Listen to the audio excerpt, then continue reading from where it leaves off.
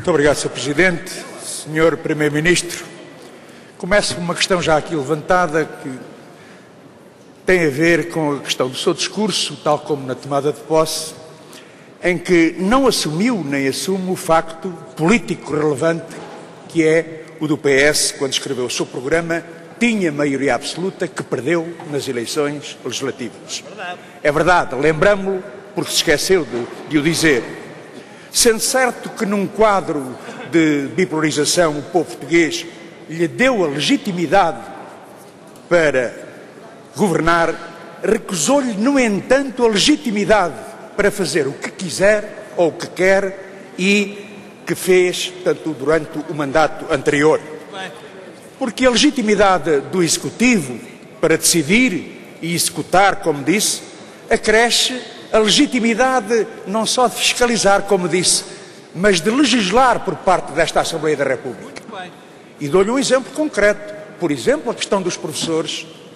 Não vale a pena tentar dizer que se vai alterar para, no essencial, deixar tudo na mesma. Quando nós, por exemplo, colocamos a necessidade de eliminar a divisão dos professores entre titulares e não titulares, de um modelo formativo orientado para a melhoria do desempenho e não para impedir a progressão da carreira, uma alteração do regime dos horários dos professores, cada vez com mais carga burocrática, aqui está o exemplo daquilo que deve ser feito e não apenas uma manobra dilatória de, tocando aqui ou acolá, deixar tudo na mesma. Depois também uma ideia que eu considero importante, ficou à frente nas eleições, mas fazendo a vista grossa em relação à perda da maioria absoluta, suavizou a arrogância, referiu até à exaustão o verbo do diálogo com todos, a partir não de uma nova política a realizar, mas da mesma política, no essencial, naquilo que é estruturante dos últimos 4 anos passados e que conduziu o Estado, o país, ao estado em que está. E depois diz, o PS vai prosseguir o rumo e quem não alinhar assume as responsabilidades, independentemente da natureza das políticas e do inevitável agravamento desses mesmos problemas. Ora, Sr. Primeiro-Ministro, cria compromissos de outros, e por nós falamos, obviamente, recusando alterar aquilo que é estruturante na política económica e social. O discurso que fez aqui hoje é um discurso geral, de boas intenções, com esta ou aquela medida positiva, dão para hoje, mas não respondem à realidade dos problemas candentes da sociedade portuguesa. Sair da crise, combater o desemprego, mais justiça social, como afirmou. Então, comecemos por aqui. O elemento que afere a justiça ou a injustiça social é a forma da repartição da riqueza produzida por via da política de apoio social, dos salários, da fiscalidade. O nosso país é dos países mais desiguais em termos da repartição da riqueza.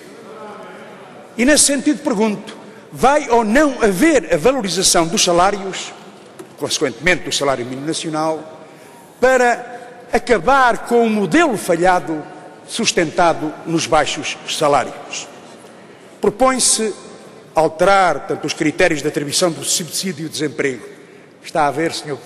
Primeiro-Ministro, vale sempre a pena lutar. Ao fim de 7 vezes, acordou com o essencial de uma proposta do PCP, alargando o critério de acesso ao subsídio de desemprego.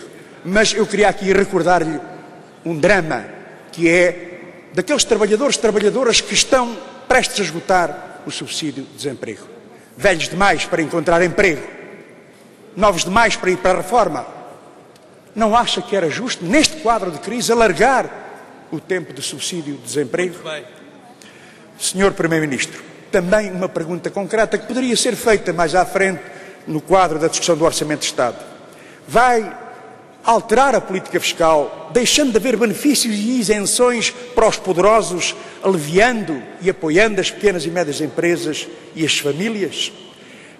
A propósito, vimos as 24 páginas que fala da revolução energética, mas já agora só um pormenor, parece um pormenor, nem uma palavrinha sobre a necessidade de baixar a fatura da energia, que seria um elemento importantíssimo para aumentar a competitividade das nossas micro, pequenas e médias empresas? Ora, aqui está uma proposta para a sua revolução energética.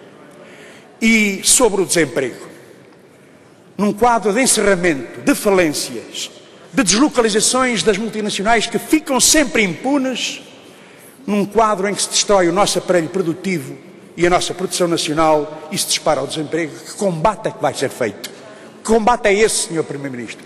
Repartir sacrifícios entre os que têm emprego e os que não têm? Aplicar refinadamente a flexsegurança, consequências na organização do tempo de trabalho e da retribuição de trabalho? Sabe tão bem como eu, Sr. Primeiro-Ministro, é no tempo de trabalho e na retribuição do trabalho que se define o grau de exploração. E, nesse sentido, nós colocamos este problema. Vai haver uma nova distribuição da riqueza nacional ou, antes, uma nova distribuição da pobreza entre os quase pobres e quem trabalha? Porque esta é uma questão central do futuro. Muito obrigado.